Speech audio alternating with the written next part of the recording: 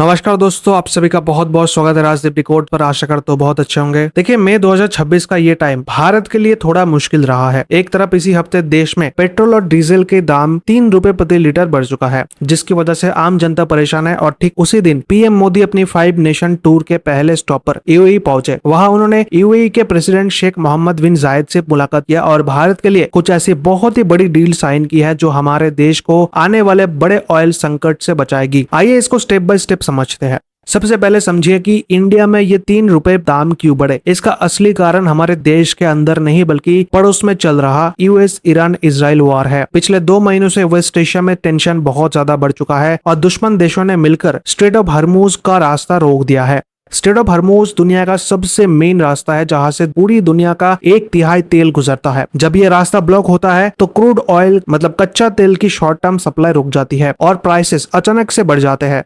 भारत अपनी जरूरत का लगभग 85 से 90% क्रूड ऑयल बाहर से मंगवाता है, इसलिए ग्लोबल मार्केट का इम्पैक्ट सीधा हमारे डोमेस्टिक प्राइसेस पर दिखता है। लेकिन इस क्राइसिस के दौरान भारत चुपचाप हाथ पर हाथ धरे नहीं बैठा था। पीएम मोदी की इस शॉर्ट टर्म यूएई विजिट से भारत ने 3 ऐसे स्मार्ट मूव्स खेले हैं जो हमारी एनर्जी सिक्योरिटी को हमेशा के लिए मजबूत कर देंगे। पहला बड़ा कदम है स्ट्रेटेजिक पेट्रोलियम रिजर्व्स यानी इमरजेंसी तेल के भंडार को बढ़ाना। यूएई की सरकार ऑयल कंपनी एडीएनओसी अब इंडिया के अंडरग्राउंड स्टोरेज में जैसे विशाखापट्टनम और ओडिशा के चंडीकोल में 3 करोड़ बैरल तक क्रूड ऑयल स्टोर करेगी। ये पहले के मुकाबले 6 गुना ज्यादा है। इसका सबसे बड़ा फायदा यह है कि ये तेल इंडियन जमीन पर होगा, जिससे इमरजेंसी के टाइम पर भारत डायरेक्ट यूज कर पाएगा। प्लस इस डील के अंडर भारत अब यूएई के फुजैरा पोर्ट पर भी अपना रिजर्व रख पाएगा। Fujairah port state of Hormuz के बाहर पड़ता है, यानी हॉर्मुज पूरी तरह बंद होने के बाद भी भारत को बिना किसी टेंशन के तेल मिलता रहेगा।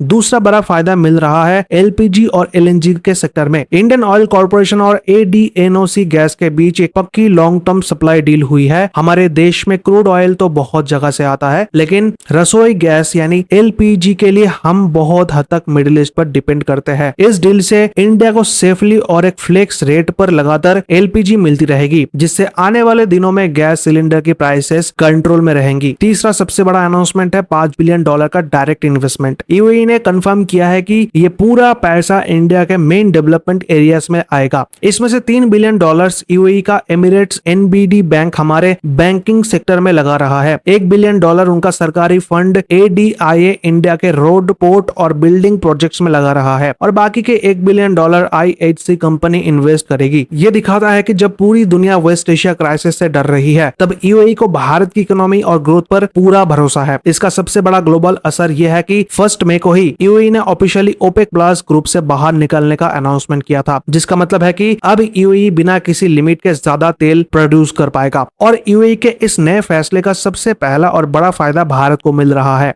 इसके साथ ही दोनों देशों ने एक डिफेंस एग्रीमेंट भी अपडेट किया है ताकि ड्रोन्स और एयर डिफेंस सेक्टर में मिलकर काम किया जा सके। तो फाइनल बात यह है दोस्तों, क्या इस डील से कल सुबह ही पेट्रोल सस्ता हो जाएगा? जवाब है नहीं, क्योंकि इंटरनेशनल मार्केट अभी भी ऊपर नीचे हो रहा है। लेकिन क्या इस डील से भारत ने आने वाले एक बड़े क्राइसिस के खिलाफ अपना सेफ्टी नेट पक्का कर लिया है? जवाब है बिल्कुल हाँ। भारत ने दुश्मन देशों की रुकावटों को बाईपास करने का परमानेंट रास्ता ढूंढ लिया है। अब आपके लिए एक सवाल है, क्या आपको लगता है कि ऐसी मैसिव डील्स के बाद भारत को आगे चलकर अपने देश की ग्रीन एनर्जी और इलेक्ट्रिक व्हीकल्स पर फोकस और तेज कर देना चाहिए, ताकि हम हमेशा के लिए मिडिल ईस्ट पर डिपेंड होना ही छोड़ दे? अपनी राय नीचे कमेंट्स में जरूर शेयर कीजिए। चैनल को सब्सक्राइब करना ना भूले। धन्यवाद।